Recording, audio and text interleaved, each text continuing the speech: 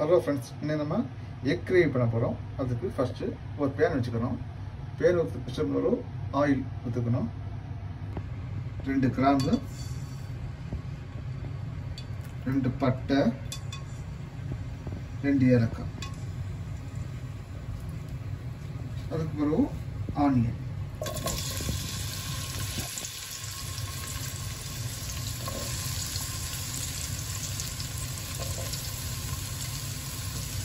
Onion அதில் பொன்னிறமாக வதங்கணும். அப்புறம் போட்டுருக்கோம் ஆனியன்.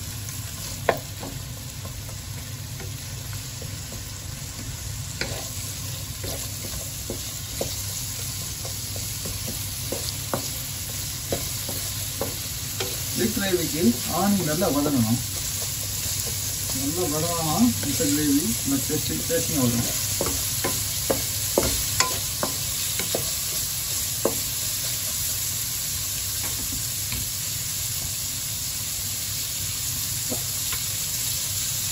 அப்புறம் லைட்டாக உப்பு போடணும்.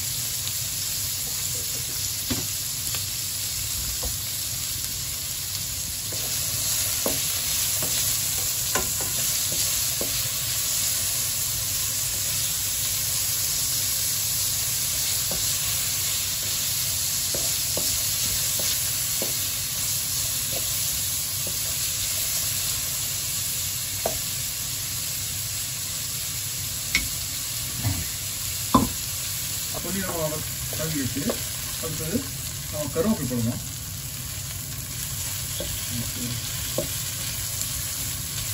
கருவேப்பிலை போட்ட பிறகு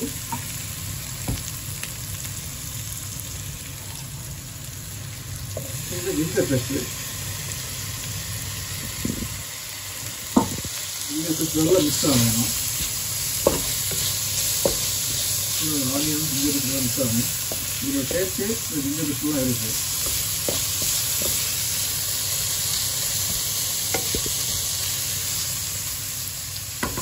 அடுத்தது ஒரு தக்காளி போடணும். ஒரு தக்காளி, இந்த தக்காளி ஆனியன் அதில் தொக்கு மாற்ற மிக்ஸ் ஆகணும்.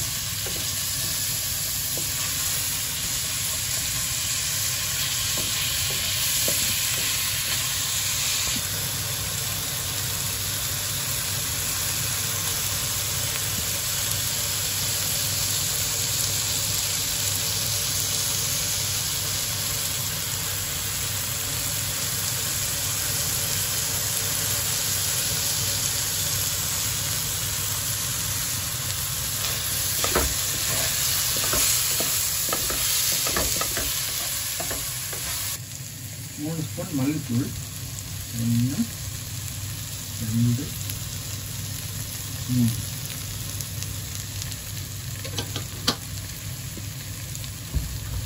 அடுத்தது 1 ஸ்பூன் மிளகுத்தூள். உங்களுக்கு காரத்துக்கு ஏற்ற மாதிரி மிளகுத்தூள் போடலாம்.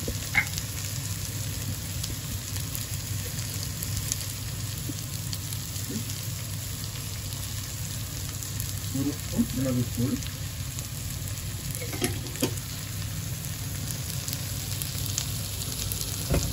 அடுத்தது 1/2 டீஸ்பூன் மஞ்சள்தூள்.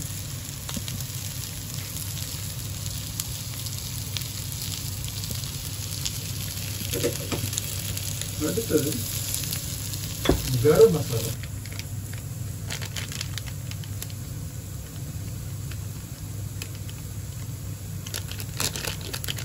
கரம் மசாலா என்பது எக் மசாலா போடணும்.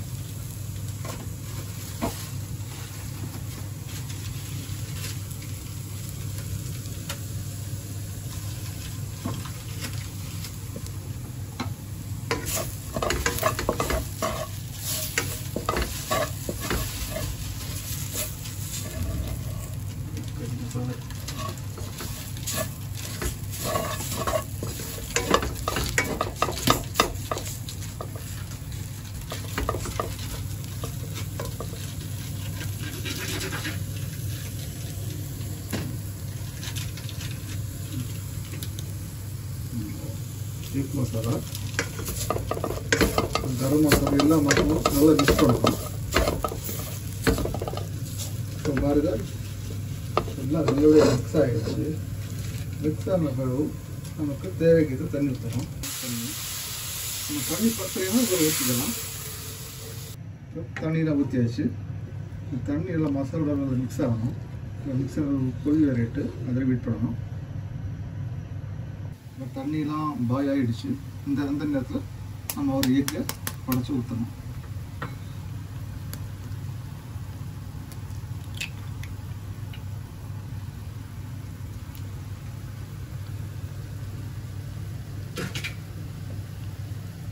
எக்கு உடச்சி ஊற்றிருக்கோம்.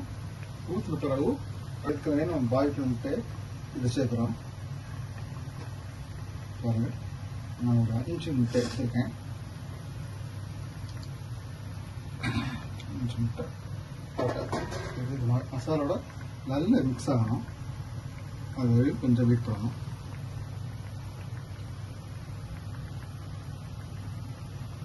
இப்போ முட்டையும் மசாலா நல்லா மிக்ஸ் ஆகிடுச்சு. இந்த நேரத்தில் நம்ம கோகோனட் மிக்ஸியில் அரைச்சது அதை இதில் சேர்க்குறேன்.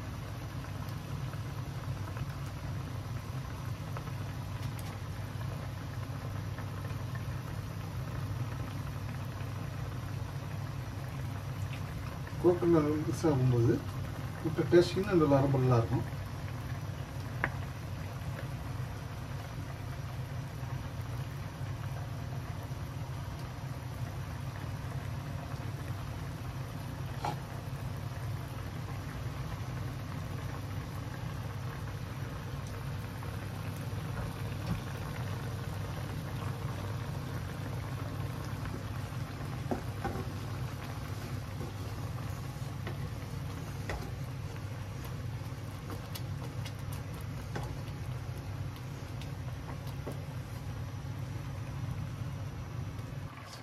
உப்பு காரம் செக் பண்ணுவோம். நான் உப்பு காரம் செக் பண்ணிட்டேன். எல்லாமே கரெக்டாக இருக்குது. தேங்காய் அதிகமாக இருக்கக்கூடாது. ஏற்கனவே மசாலா மிக்ஸ் ஆகிடுச்சுனால நம்ம பார்க்கணும். இப்போ எல்லாமே மிக்ஸ் ஆகிடுச்சு.